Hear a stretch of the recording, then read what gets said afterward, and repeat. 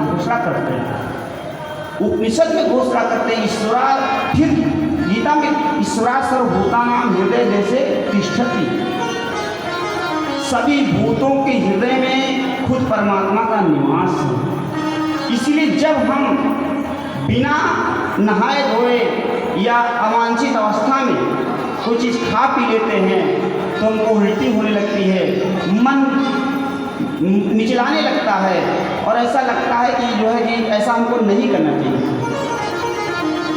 वस्तुतः ऐसा होता क्यों है? ऐसा इसलिए होता है कि परमात्मा जो नारायण जी हैं इतने स्वच्छ, इतने पवित्र हैं कि हमने उनके ऊपर अपवित्र वस्तु कुछ ऐसा डाल दिया बिना नहाए धोए कि भगवान जो हैं एकदम से मलिन हो गए। अंदर बैठे परमात्मा जब एकदम उनको ब्लैकनेस महसूस हुआ तो आपके मन को उन्होंने क्या काम किया, विकृत कर दिया, तो आपको उल्टी होने लगती है, मिचलाई आने लगती है, तब ऐसा होने लगता है।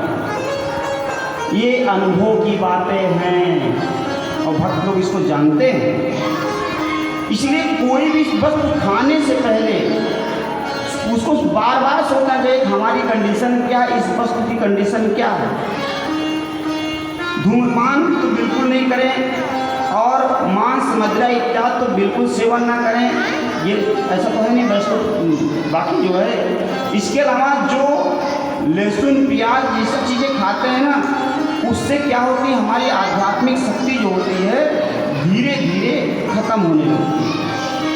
कैसे? कहाँ ऐसे खत्म होने लगती है कि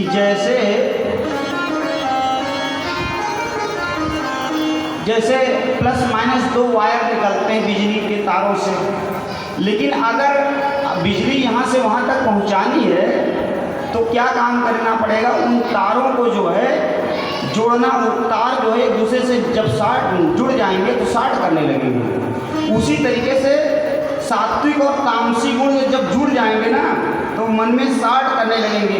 जो बिजली परमात्मा तक पहुंचाना चाहते हैं आपने, यही आपके शरीर में ही जो है शार्ट करने लगेगी और वो बिजली भगवान तक नहीं पहुंच पाए।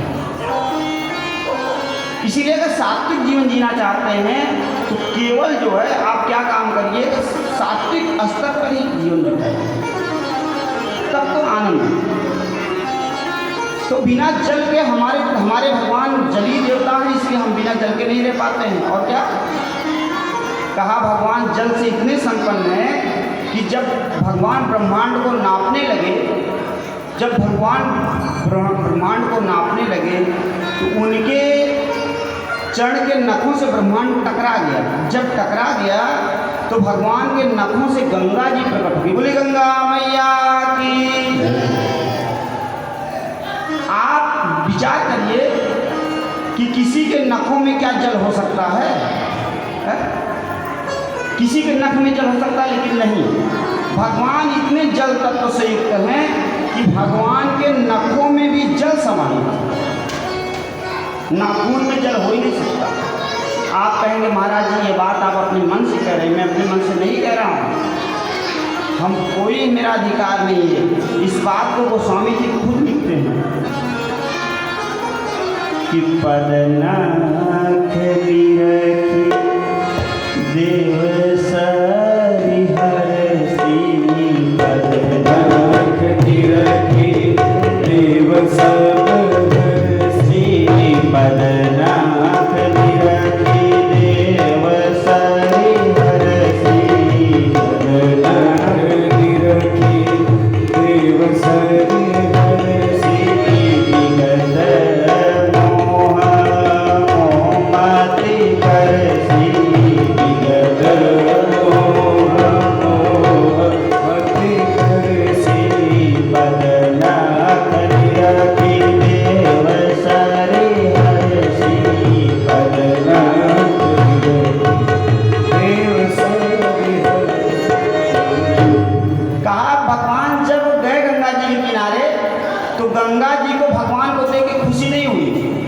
ध्यान से सुनिएगा, ठाकुर जी के चरण स्वरूप को देखकर गंगा मैया को खुशी नहीं हुई। क्या, किस बात की खुशी हुई? पद नख निरख देव सरि हरसी, भगवान के चरण के नाखून को देख के गंगा जी खुश हुई। भगवान के चरणों के नाखून को देखकर खुश हुई। क्यों खुश हुई? इसलिए खुश हुई जैसे बच्चा अपनी माँ को देखकर खुश होता है, क्योंकि हमारी कहता है ना हमारी माता जी आ गई, हमारी मम्मी हमारी माता जी हमारी आ गई, ऐसा कहता बच्चा, कहता माँ हमारी आ गई, माँ हमारी आ गई। तो कहने का अर्थ है कि जो मूल तत्व है उसको देख करके गंगा मैया खुश हुई। पद नख निरख देव शरीर, माने इन्हीं नखों से मैं उत्पन्न हुई हूँ, यही मेरे उत्पत्ति का स्थान है, इसलिए गंगा जी खुश होती है। लोग भगवान के स्वरूप को देखकर खुश होते हैं, होते ही नहीं होते हैं, बहुत खुश होते हैं। तमाम ऋषि मुनि भगवान के रूप के दर्शन के लालायित रहते हैं। और यहाँ क्या है कि ठाकुर जी के नाखूनों को देखकर गंगा जी खुश हो रही है। बोले गंगा मैया की जय। और आगे के आप देखेंगे लंका इत्यादि कांडों में तो गोस्वामी जी लिखते हैं कि नख निर्गता मुनि बंदिता त्रैलोक पावन सुरसती, निर्गता मुनि बंदिता त्रैलोक पावन सुरसती, निर्गता मुनि बंदिता त्रैलोक पावन सुरसती।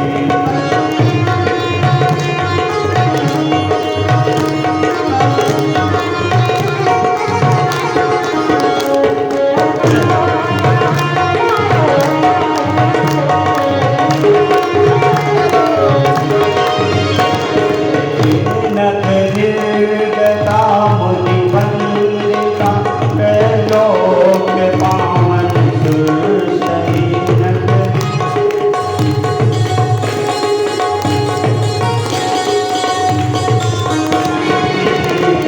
निर्गता मुनि बंदिता